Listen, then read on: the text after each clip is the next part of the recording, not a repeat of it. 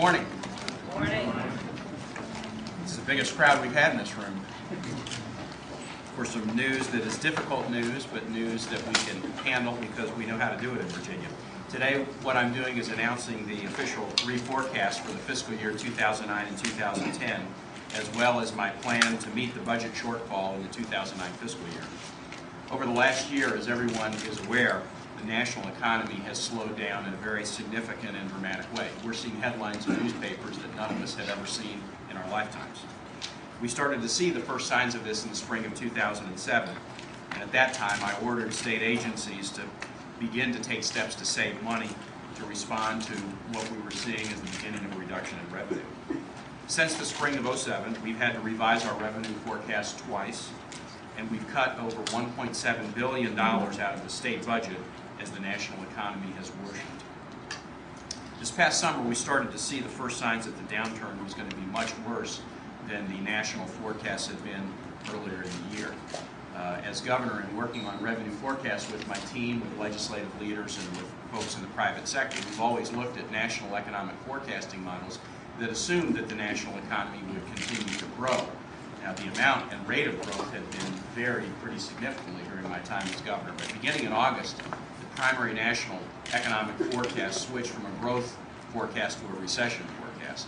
A very significant recession. Both the standard and alternate forecasts call for recessions, and the only issue is how deep and how long it will last.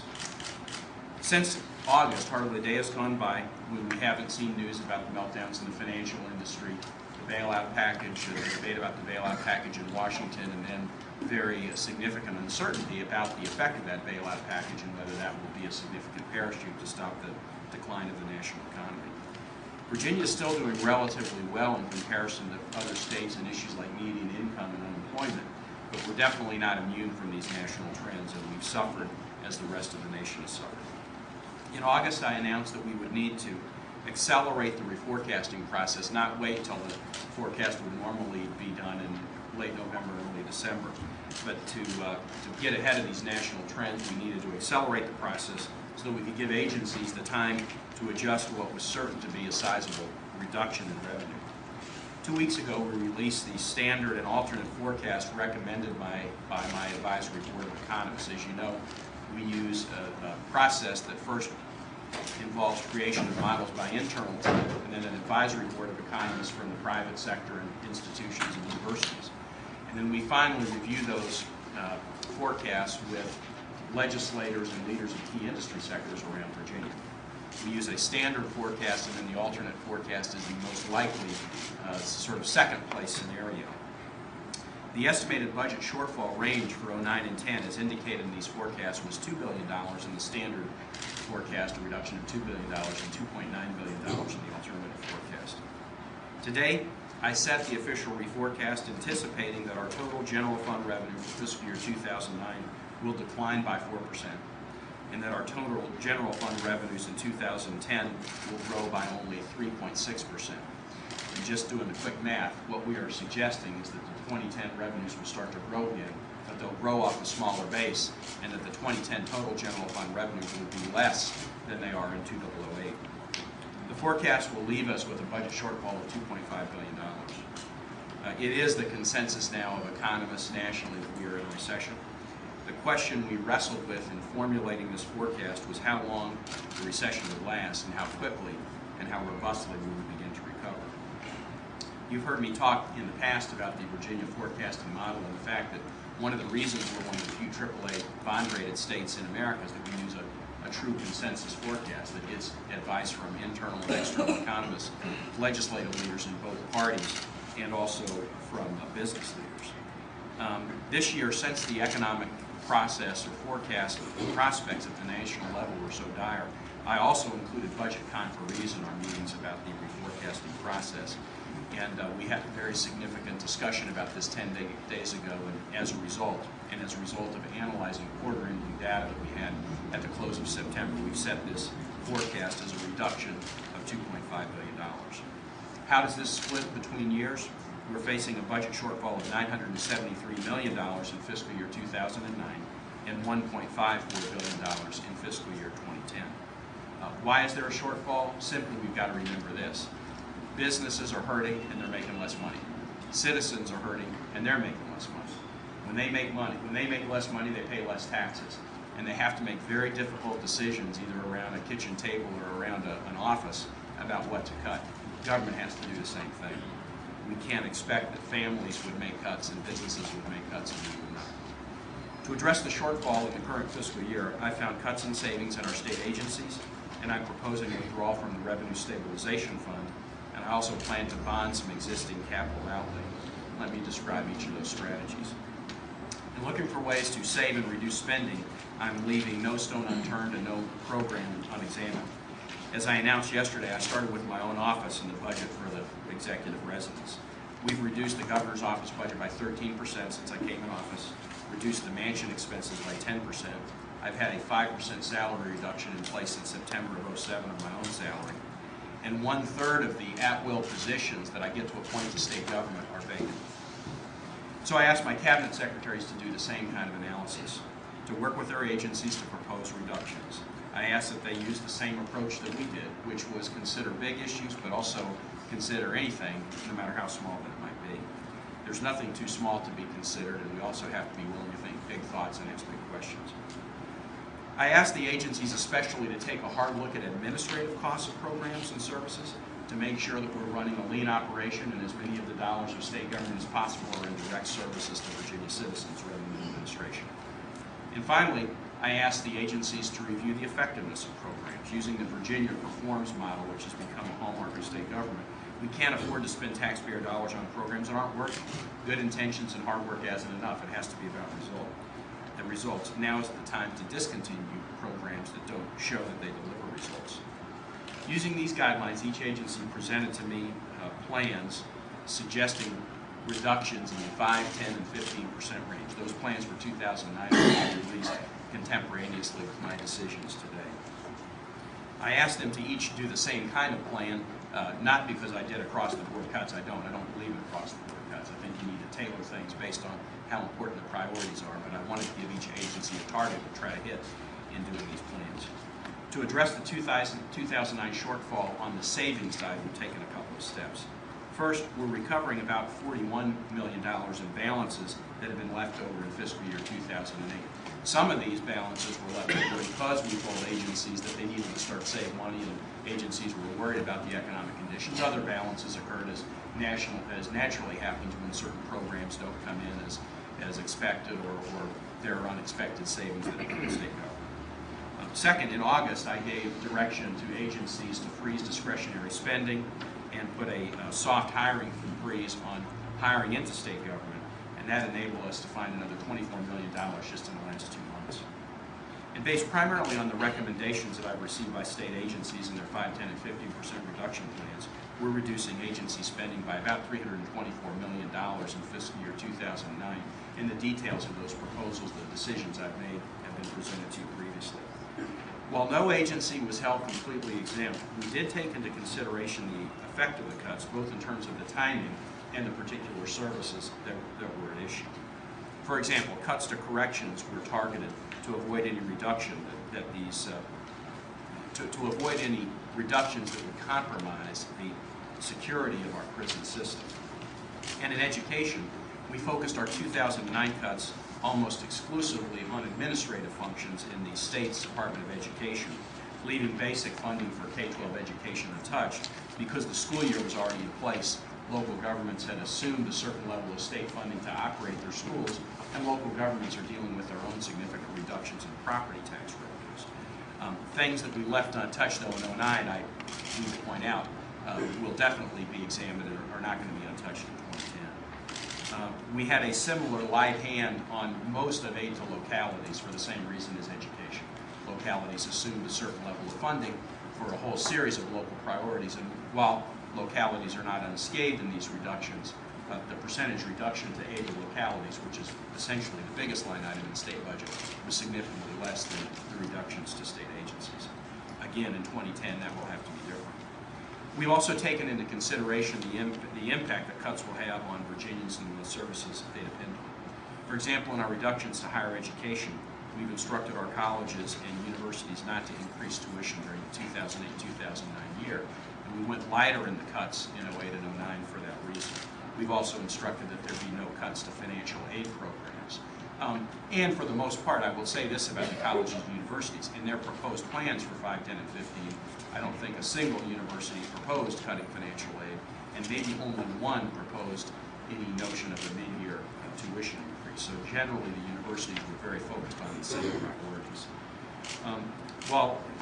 And further, in making the cuts to higher ed, we've scaled the cuts to differentiate between institutions based upon how close the institutions are to the base adequacy model that's been adopted for funding higher ed, and also based on characteristics of the student body, notably the percentage of students who are financial aid eligible, applying for financial aid at these institutions. That enables the differentiate between the schools. But some decrease to services in these cuts is unavoidable, and certainly going forward that will be the case. We're working to protect those programs that serve the most vulnerable Virginians.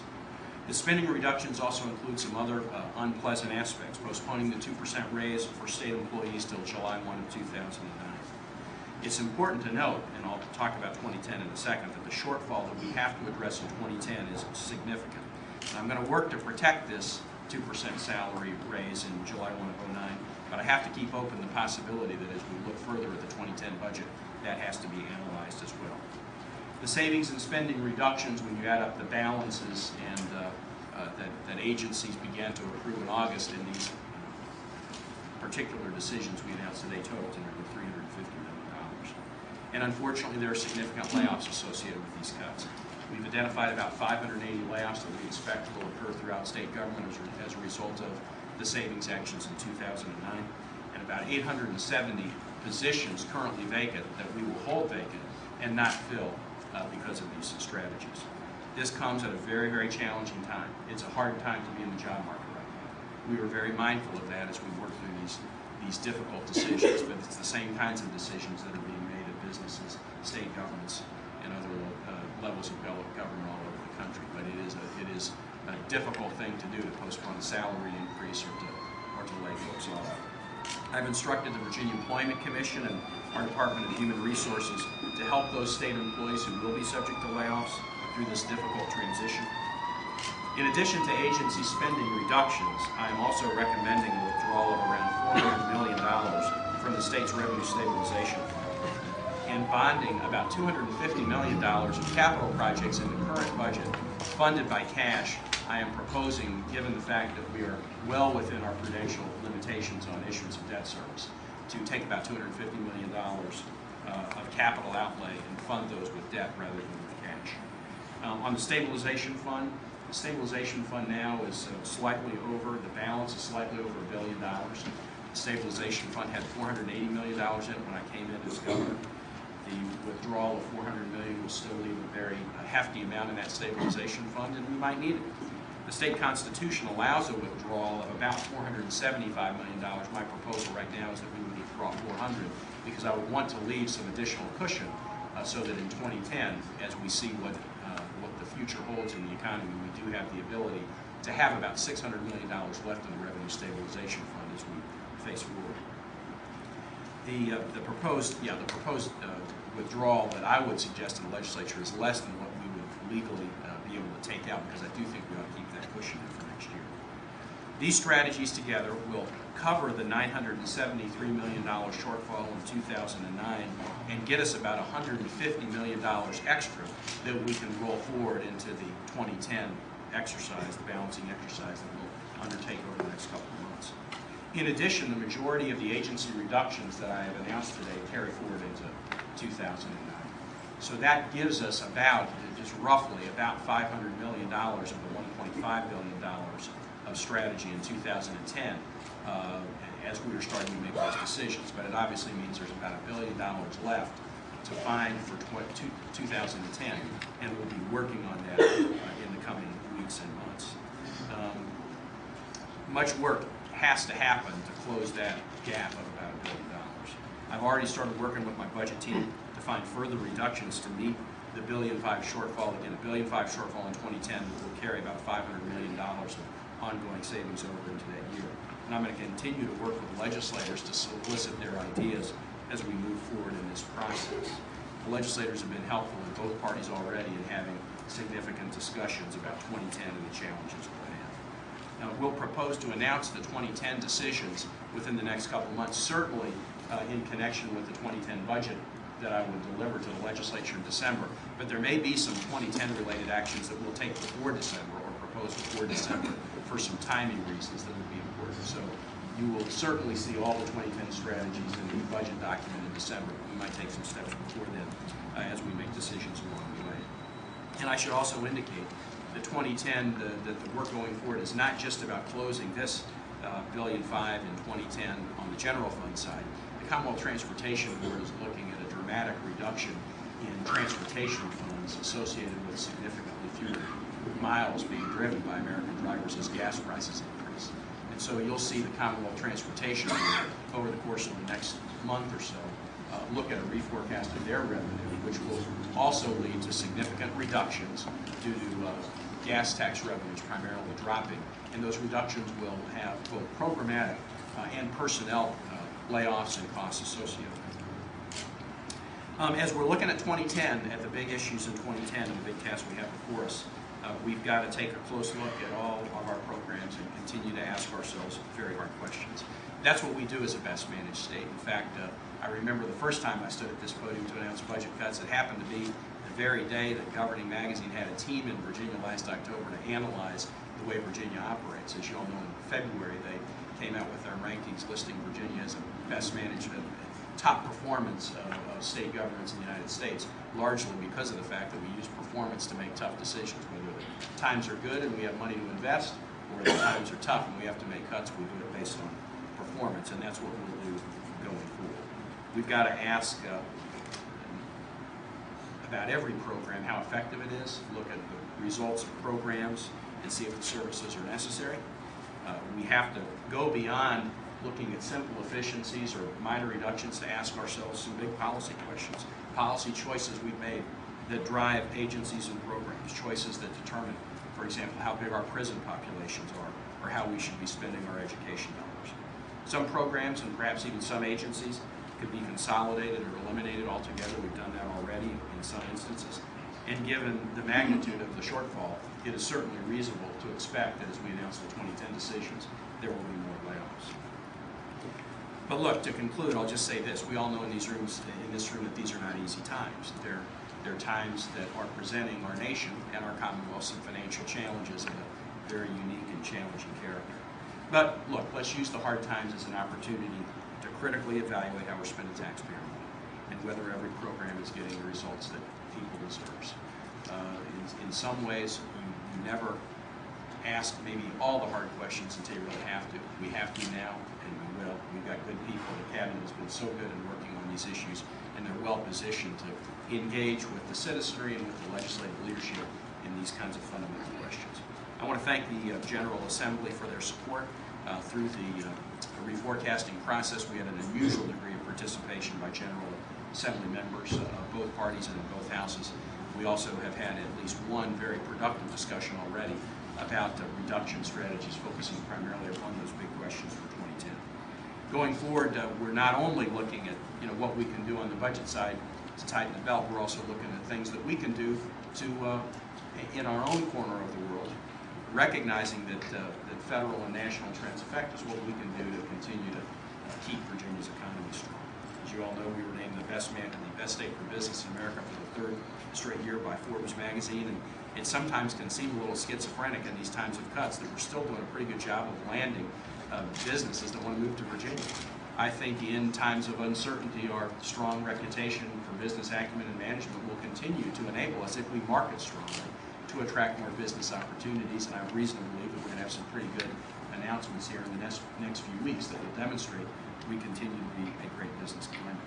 We've got to find other strategies to stimulate economic growth. Beginning January of this year, 140,000 Virginians are off the income tax rolls, and that is a good thing in a year that is tight, that the lowest income Virginians who were paying income tax are no longer paying it. And I applaud the General Assembly for working on a very important initiative that will stimulate the economy, the higher ed bond package that we passed this past year. When we are building facilities on higher ed institutions, that is an immediate job creator. But more importantly, the long-term use of those facilities to spur research, and new investments in Virginia will continue to help drive our economy in a positive way. And finally, it's not just about expanding existing business or bringing new businesses in and expanding research. There are all kinds of new industries in Virginia that I think are very promising going forward. We will, as a nation, I'm confident, decide that just like President Kennedy said we needed to get to the moon in 10 years, that we need to be innovators in promoting an economy that relies more on energy independence and clean energy. Virginia has some wonderful businesses in this space already, and many more opportunities that we'll talk about in days ahead for how we can be a leader in this area. So it's a challenging time, but as I stated earlier, when times are tough and families are hurting and businesses are hurting and they have to tighten the belt, government has to do it as well. We've been through 2 rounds already. This 3rd round is more painful and more challenging, but I don't have any doubt that we've got the talent to do it, we've got the will to do it. We're not like the federal government where when there's a big gap between revenue and expenses, we just crank up the debt machine and put it off on the shoulders of our kids and grandkids. We make real decisions in real time to keep things balanced. That's what Virginians expect, and that's what they're going to get from us. With that, I'd be glad to open it up and answer your questions. Nobody believes that this economic problem is anywhere near its bottom yet. And this morning, Kirk Cox was saying that he thinks your reforecast is a little bit sunny, that it's going to be much worse than $2.5 billion. And why not go ahead and just get the pain out of the way right now and call this crisis for what it is? Do you think you've lowballed it, and do you think that before this thing's over, it's going to get, as you mentioned, substantially worse? Well, to begin, it's interesting to live in a time when a $2.5 billion reduction and projecting a negative revenue growth of nearly 4% is viewed as a sunny prediction. We made the reforecast based on a consensus. We sat around the table and talked about it. We also looked at data. The revenue reforecast, Bob, is one thing. The expense reductions are another. We might decide, as we see events play out here in the next month or 2, that for purposes of the decisions we make in the 2010 budget, that we would cut expenses further, that we would go beyond the revenue forecast to provide a cushion. Certainly I've provided a cushion in the Revenue Stabilization Fund withdrawal that I proposed. But we have a forecasting process that does rely on a consensus. People are entitled to have their opinion. One of the reasons that Virginia again and again and again gets AAA rated, one of few states AAA rated by all bonding agencies, and an A grade by Governing Magazine in terms of our money management, is that we have a model that works. It is a very, very tough time, and it is the case that it's hard for people to predict exactly where this is going, but we've got the tools to deal with it. You met with your advisors about 10 days ago, you said, and most of the calamities we've seen on Wall Street and the credit markets have occurred since then. Yeah, and that's clearly why we didn't go with the standard forecast. Yeah, we basically, the revenue coming into the state right now is pretty much tracking at the standard forecast level for 2009, but we went with the lowball, very pessimistic forecast for 2010. And so anytime when you've got a 2010 forecast that doesn't have us even getting back in revenue to where we were in 2008, that's very serious. But the issue is, as you say, nationally, we don't know where the bottom is. All we can do is, again, we'll make the real decisions in real time, not putting it off till later, to keep this budget in balance and protect the services that are the most critical to Virginians. How do you think Virginians will most experience this? What should they be braced for? Do you think there'll be service cuts? Remember the days of DMV cutting its hours and days. I mean, is that what they should look ahead to in these agency cuts? There are service cuts in here. The State Museum of Virginia, just using a small agency, closing 1 day a week. Others adopted similar strategies on service cuts. The layoffs are significant. 580, very significant to those laid off, but that will also affect services to individuals. Holding positions vacant, nearly 900 positions vacant.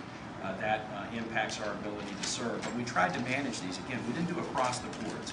We went, and I went line item by line item through this with my team over the last month or so. And then with increasing attention after the agency submitted their plans on September 26th, we've gone line item by line item, and we've tried to hit the targets we need, but protect services that Virginians rely on to the greatest degree possible. Now the next round is going to be tougher because the number is bigger. Again, at $1.5 billion, I think we've identified in the strategies that I've announced, about 500 million of that, give or take, that will bring the number down to $1 billion that we have to do in 2010, but that is sizable. And we're going to have to work very, very hard to do that. And yes, I suspect citizens will see the effects, but we'll just try to manage them so that the most critical services are protected to the greatest degree we can. The correctional facilities that are closing, should those be viewed as permanent closures even when we start to recover? And also, it sounded like at the end of your remarks you made a reference to sentencing policies. Is this something that you feel like needs to be revisited with this? Let me answer the order you asked. Most of it, Gene Johnson is here and can talk directly about it, but by my memory, and having gone through these line items, most of the closures proposed are permanent. And we looked at a variety of issues with respect to these closures. Facilities that were older, that have significant capital needs to keep them in place. When we have plans to build new institutions, why invest in old facilities, capital dollars that may only prop up a structure that needs to be replaced? And so some of the strategies here are closing older facilities and making opportunities for new. One of the facilities, for example, Southampton, is one of the older and sort of more challenged from a capital standpoint of any of the facilities in the system. By closing Southampton and demolishing it, we then have the site for the next prison in Virginia, because that prison is on kind of a swath of acreage where there's some other DOC operations, and we could build a new prison on that site. But we shouldn't really be putting capital dollars into maintaining Southampton. We should just go ahead right now and say, close it, and if there are prisons needed in the future, that would be a place we would do it. So we looked at a variety of issues, but yes, the decisions, I believe, about these institutions are largely that, yep, they're going to be permanent. We are going to look at all policy choices, and I mentioned two examples, how we spend education dollars. In K-12, K-12 was immune in this round for the reason that I cited. And some have said, look, if you're going to do something on K-12 next year, just say it's tight and just do a temporary reduction. I don't want to do that. I want to do a fundamental analysis, because you only do these fundamental analyses when times are tough. Let's do a fundamental analysis of the way we're spending our dollars. In K-12 and also in corrections, two of the highest cost items we have.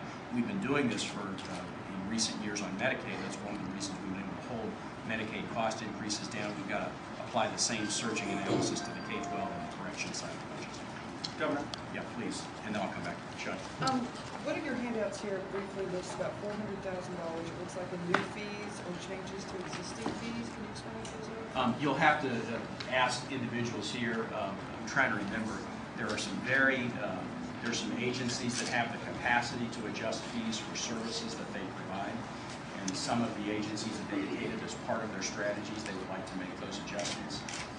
That $400,000 is so small in comparison to the big number that I can't recall any off the top of my head right now, but my team would be glad to answer those questions. Obviously, I could not put into this set of announcements anything for which I need a legislative approval. I have executive authority to do certain things. Reductions I can do up to 15% of each line item, and there are some agencies that do have authority on their own to do fees without legislative approval, and those are for particular services, but the items themselves I can't. Yeah. Going forward, how does this revenue situation impact your legislative agenda upcoming? Some of the new programs that you've already instituted, or yeah, Julian, you're going to see. You can look at these and how it touches upon things we've done. We tried very hard, for example, to preserve the mental health reform from last year. There are savings in the mental health side, but they're largely administrative. We wanted to protect the expansions of direct services in the community services boards, and we did that. Protected the pre-K investment that the legislature and I worked together on last year, and others.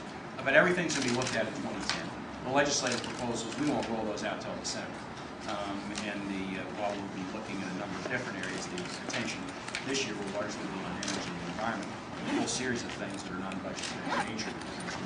Those that are budgetary in nature will get reviewed very carefully, just like we do. Jeff. You would indicate that you weren't going to be pushing for any tax increase, but there's some tax credits and tax breaks that are in effect. Are you considering recommending that some of those be rolled back or frozen in 2010? Jeff, what I said on August 18th, I said I'm not going to manage through this difficult time by increasing the general fund tax burden on Virginia families. Beyond that, I haven't gotten to 2010 yet. I just finished the decisions about 29. I'm going to be good to my word from what I told the legislature in August. But the 2010 discussions are yet to come. Other questions? All right, thank you all very much. Rick Brown, the Secretary of Finance.